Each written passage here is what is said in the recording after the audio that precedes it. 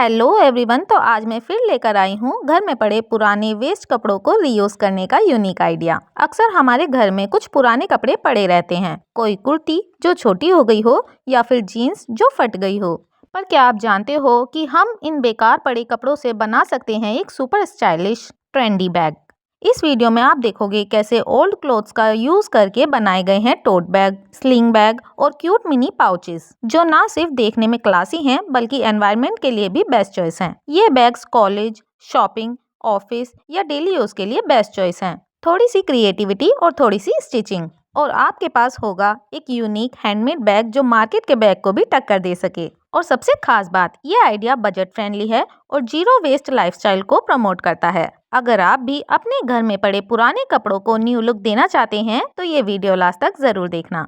हो सकता है आज का ये एक छोटा सा आइडिया कल आपके लिए घर बैठे इनकम सोर्स बन जाए। तो फ्रेंड्स, आपको इनमें से कौन सा बैग पसंद आया है? स्लिंग बैग, टोट बैग, पोटली बैग या फिर पाउच? और आप इनमें से कौन सा बैग बनाना चाहते हैं? वीडियो के कमेंट बॉक्स में जरूर बताना।